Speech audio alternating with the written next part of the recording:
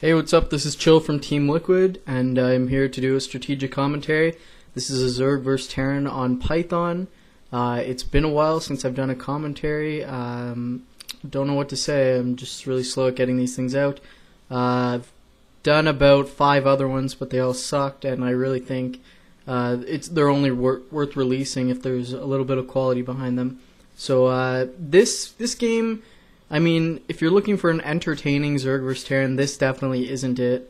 I mean, not really great play by either player, but if you're looking for a game that'll teach you kind of the standard modern Zerg vs Terran, this is probably a good starting point if you are a Zerg player. So here I am at the 6 o'clock position, of course sending my Overlord over to the 9 o'clock position just because it's closest. Make 9 drones, then your Overlord. If you group the larva with an Overlord and your minerals are at the left, and you tell that group to stop, the larva will move to the left side of your hatchery. So that's something to think about. And also, when you send your Overlord, you just want to look for the command center and then get the hell out of there. Command centers and Overlords have the same vision, but command centers or units, their vision comes from the center. So if you see the corner of the command center, that means it doesn't see your Overlord. So just something to note there. Get out of there, and basically you're going to assume he's fast expanding. I mean, is it worth showing the Overlord? Maybe. Most of the time it's not, so I never show it. So 12 hatch going down here, and then make no drones, and it's 11 pool. So it's 12 hatch, 11 pool, and then 13 hatch. So now my first Overlord is just going to go over to his natural, hang out at his cliff. Along the way, I might check his barracks count. I don't think I did in this game. And the second Overlord is just going to come, and there's nothing really to do with it. You can send it east if you want. Like you could send it to the 3 o'clock cliff. The key is just not losing it. I like to keep it right where you see there, in between the train, just to check for drops. I mean, drops aren't coming for, God, like 10 minutes, but I just like to get it there for later in the game. So now the Overlord's coming. I'm going to check if he 14 command centered or if there's a Marine coming. Third hatchery coming down now at 13. You can put it wherever you want. You can put it to improve mining. Like at this position at the south of my main hatchery, it would probably improve mining efficiency slightly. I usually put it just off to the side to extend the creep a little bit, and then you can put your tech there if you want, or just make him miss a few scans. So now, when the hatchery finishes, you want to have 4, 3, 5, how many ever drones going over. I usually send 4. I think Rhett said to do 4, and I mean, Rhett's really, really, really good against Terran. So you should probably listen to him. Speaking of, if you haven't seen the tutorial project where Rhett talks about Zerg vs Terran, that is another good starting point. So I'm just making a couple Zerglings here. You can make as many as you want. You need at least 2 just to chase away the scouting SCV. You can make 6 to put a little pressure on Terran and to force him to make a bunker. I don't know why I made 4. There's seemingly you should either make 2 or 6. There's no reason to really make 4. So a bit of a mistake there. And I probably didn't need that sun colony this early. My Overlord is scouting when his Marines are moving out. And because I can see his Marines are out in front, he is indeed fast expanding. Just to go back a little bit, because I missed a few things, the gas goes down at 16, then you make a drone, and then you make an Overlord at 16. So it's 12 hatchery at your expansion, 11 pool, 13 hatchery, 16 geyser, 16 Overlord, and then once you have 100 gas, make the layer, and I like to start my natural gas right when that layer starts. And now, I mean, Zerg these days against fast expansions, you just need to get a lot of drones out. I mean, if you don't get enough drones out, there's a tendency you feel if you don't have enough Zerglings out early, people feel scared that they're going to get run over by Marines. But you're doing yourself a disservice by playing that safe. If you don't have enough drones out in the early game, you're just going to get steamrolled in the mid and late game. So right now, just making all drones, and keep an eye on your supply. If you have, if you're at like 23 of 27 or 22, you're 3 to 5 away from your max supply. You want to make an Overlord. I don't really have any distinct timings for it. I miss them a lot, but just try to keep an eye on it. And now with the layer about done, I'm going to just get a drone ready and make a a spire over there. And you can see I'm keeping my 3 Zerglings away, but leaving 1 for just scouting purposes. And I can still see with my Overlord he's not moving out, but he's posturing forward. That probably means his medics are going to come out soon. And I want to have more than 1 supply. And there I saw Firebat. There's also a Zergling speed is getting researched. You don't really need that necessarily. In my old video, I said Zergling backstab was really effective, and it still is, but I'm not really relying on it so much anymore. I'm finding with mutalisk harass, it's becoming more effective, and you don't really need to threaten a backstab anymore. So I'm just going to run in with these Zerglings, get a little scouting, and making some Zerglings here. Sending the drone out to expand to 3 o'clock. It's really hard to say when you should take your 3rd base in Zerg's turn. It's highly experience based. I'm doing it here because I think he'll probably scout bottom right first, and I have enough Zerglings I can threaten that I'm going to surround his army. He's not going to know how many Zerglings I have. He'll feel a little scared, and then if he does try to engage 3 o'clock, I'll have enough mutalisks out that I can just crush his army. So that's the thinking behind it. And of course, same with the drones. You need to get as many, or you need to get that expansion up as early as possible, safely, to get you into the mid game. So now the Spire's coming. I'm just going to make sure I have enough Overlords prepared. You can see I'm all the way up to 59. I think Rhett also said he goes up. In my old video, I said go to 33 and of 51 and then make 9. Rhett says he goes to 35 of 59 and then makes 11, which is what I'm copying lately. So 11 mutalisks, and just group them with an Overlord. That maxes out your group at 12. And then get the Hydralisk down and get the Evolution Chamber. So now first mutalisks out. You'll probably find Terrans these days are just loving their turrets because mutalisk harass is so effective. So there's often not much you can do here. So you're often going to just go after the army, not the SCVs, which is exactly what I'm doing here, just getting the mutalisks out, looking for weaknesses. And the barracks is actually usually the ideal target because both expansions will usually have 3 to 4 turrets around them. So just look for the barracks. And what you can do is draw his army away and then run a few Zerglings in back and take out some turrets. And the secret to mutalisk harass, are you ready for this? If you haven't watched Rhett's tutorial video, this is going to change your world. It's hold position. You're going to want to practice this a little bit because it doesn't operate the same as attack move, but watch this. You just run in, hit that H key, and all the mutalisks attack different Marines. And you just see Marine groups melt. It's like unfair. So just you have to be flying straight at your target and then hit that H key. I don't know how many mutalisks I have left there, but I'd imagine about, it looks like I have 7, maybe 8. No, 9. So, yeah, I mean, I killed probably a group of Marines. Now his second group has to come back, and that's when the Zerglings run in. So now I'm going to take out the turrets. That's going to make him feel even more uncomfortable, because now if he defends his barracks, he has an exposed base. I can run in there and target the SCVs. So that's how most of the games are going to operate in standard play. You'll have to follow up depending on how much damage you did. If you're not doing much damage, you're going to face a Terran push that comes out pretty quickly, and it's hard to beat before you have lurkers. And the only thing I can advise is really work on your mutalisk harass, work on being able to pick off stray Marines just when they're running in a line, and that'll really help you defend those bases. Whereas here I can see he's really in a lot of trouble. I'm killing tons of Marines. It's good when they're lined up like that to trade a few mutalisks for Marines.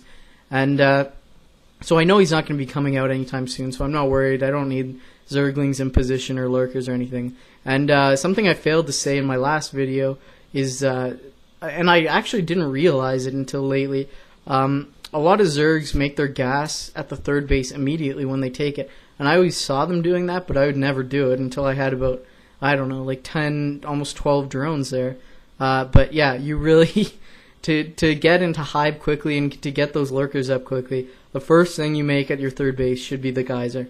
And now I can see he's still afraid of the harass, so I'm just transitioning into lurkerling. I've got +1 started on the evolution chamber, of course +1 carapace. And I can't really think of a situation where it wouldn't be carapace first. And it's going to be situational again, when you want to add that second evolution chamber. But at this point, you've got 3 bases. You possibly could have a 4th. The only reason I have a 4th right now is because, or 4th going, is just because of how well the harass goes. Again, I don't need that many units because of how much he has to stay in his base. So the 4th is going to come pretty quickly, and then it's straight into hive. you're gonna die to a lot of mid-game pushes unless he doesn't realize you're delaying hive. But if you just put your hive up a little late, you're gonna die to a mid-game push. So you need those defilers out immediately. If you can't use defilers, I mean, you gotta learn. You can't play Zerg vs Terran nowadays without using defilers. You might be able to steal a couple games with ultralisk rushing and some sort of mid-game lurkerling or hydra lurk push, but I mean, most of the times you're gonna need defilers at least to come into play sometime around the 12 to 15 minute mark. So now we can see I just have enough lurkers, and of course keeping them alive. If you have to choose, sacrifice a Zergling to draw tank fire so you can unsiege those lurkers. Just keep leapfrogging them back. What you're doing here is just buying time. You're not going to attack him. You're just buying time until your defilers get up. Once the hive completes, of course, you're going to get adrenalines or adrenaline glands and go straight into the defiler mound. And don't worry about the ultra. Oh, this is terrible, God. I don't know how many times I separated that mutalisk, and look how much damage it deals. Jesus. So don't do that. But you got to delay that ultralisk cavern. A lot of Zergs go straight into ultralisk once they get to hive. And again, I mean, that can work a couple times, but you got to go through the motions of getting defilers to put together a strong play. So here's what I was saying. Run that Zergling in, because his tanks are coming to siege up. Zergling takes the first hit, and then you can get the lurkers out there, and they don't even take tank splash. So that's a nice little move. And what I'm doing here, I normally wouldn't have these sunken colonies up at the 3 o'clock main and at my main, the 6 o'clock. But the reason I have it up is just because I'm so far ahead. I don't want to give up any advantage to drops. I know I have enough minerals that I can kind of waste them on defense like that. And yeah, that's why. Oh, Scourge, I mean, come on. How ridiculous is that? They fly around in circles. What you typically want to do. So again, I mean, I probably shouldn't have moved in there, but it looked like a position where I could snipe off the tanks. And I mean, again, you don't want to move in right when you have defilers coming. You want to stall and wait for defilers. But it just looked like an opportune time to move in. But he got a good siege, got a good position on my my army, so that was a bit of a mistake. And then there, the fourth base, the geyser goes up immediately. You need the extractor, you need that gas. Just because I'm ahead, I would be in trouble normally, but because I'm so far ahead, his army is a little small, and I have defilers out faster than I should. Normally his push would have come about a minute before, but it's just the compounding of the extra base, and that's from the mutalisk grass. So everything in the early game really adds up in the late game and makes, I mean, it's just like I said, it makes everything so that much easier in the late game. So things like if you 12 pool to feel safe from bunkering, I mean, you're just going to have a hell of a time in the mid game because you'll have sacrificed that many drones, you'll have sacrificed that tech. And now once Consume finishes, you want to start researching Plague. Just get those swarms up to live the first push. That's a terrible clone, but I'm just trying my best here. And again, if you have something under Swarm, the entire army doesn't need to be under Swarm. It's just units under Swarm will draw fire regardless. So, I mean, he can manually target the things that aren't under Swarm, but it's really difficult. So, I mean, even if you can't get your entire army under Swarm, it's often worthwhile to just engage and get, even if only half your army is under Swarm. And now, I mean, defilers have played their role. I'm not going to forget about defilers. A lot of people do the first push with defilers. They don't work. Oh, straight into ultralisk. No, you need to keep using those defilers, even as you transition into ultralisk. I mean, defilers only 150 gas. It's less than one ultralisk. They'll make a huge difference with Plague. They'll make a huge difference with Swarm. And they just put a lot of pressure on. They help you crack expansions. You can't forget about defilers once that first defiler is dead. But of course, I mean, now that I have 4 geysers secure and I've got 6 bases coming, it's time to move towards ultralisk. I'm going to keep staying off ultralisk until the upgrades are coming. I don't have a cavern down yet. It should be coming soon. And there you go. If a defiler is irradiated, cast all its energy. I mean, you might as well. What the hell else are you saving it for? And then consume it. I mean, you're going to get a spell out from casting the energy, and you're going to get 50 energy from consuming it. I mean, if that's if nothing else is going on. I mean, you don't sacrifice your entire army to do this cute trick of consuming a defiler. I mean, that would just be ridiculous. But yeah, I mean, I'm just quite a bit ahead. This is just an example of how to stay ahead. I mean, you can see I'm putting up a sunken colony or two at every base, getting some lurkers, just playing defensively because I don't want to lose to harassment style dropship play, and that way I can just focus on my defiler control, focus on my main army, which I know is stronger than his, and that's going to be the key to victory in this game. Again, when you see tanks siege, that's often when you want to, if they are in the process of sieging, that's often a sign for you to just move in and cast a swarm, because they're quite immobile and they're not going to be attacking while they're sieging. If they already are sieged, that's a different case altogether. I mean, it's situational. Sometimes you want to move in, oftentimes you don't, because they'll just be dealing that huge damage to everything running in, and the tanks can snipe your defiler if he's got some good micro. So I mean, that's just something to consider. It's not, it is situational, as I said, and just Nidus canals. I mean, a lot of Zerg players forget about them. They're quite strong, especially with defilers. I mean, you just have one defiler defending every base, and it hops in the Nidus, casts 2 swarms or a swarm and a plague, and then hops out, can't get irradiated. So it's really effective. It's not always necessary, but again, I mean, when you're this far ahead, you just want to take every precaution. And I mean, I'm not rushing. He could have the 12 o'clock natural, I suppose, but I'm just taking it slow. I mean, there's no real reason for me to rush in, lose my army, give him map control, and then give him access to my expansions. So I'm just leapfrogging, and now the Ultralisk Cavern is up. So I'm going to be researching. I don't know, actually. There's sometimes you get carapace, sometimes you get speed. I really don't know the difference. I like, personally, to get speed, because I find Ultralisk useless if they don't have speed. But if I'm ahead, I'm probably going to get carapace, just so they can run in, draw the fire while I use defiler spells and lurkers to deal the damage. But if I was behind, I'd probably get speed just to help with their map control, because they're really slow and really useless without speed, I find. And again, Plague, I mean, we've all seen what Savior can do with Plague, and it's just a staple in typical Zerg play nowadays. You don't have to use it, but I mean, it's really effective, especially against an SK style. No reason not to use it. So it's really something to consider. And I mean, this game is pretty much over. So the key points to remember are scouting. You pretty much want to assume he's fast expanding. If he's not, you'll be able to. You can drone scout. I don't really find it too necessary. But if he is doing some sort of I guess 2 to 3 racks build, you'll probably smell it with your first Zergling out.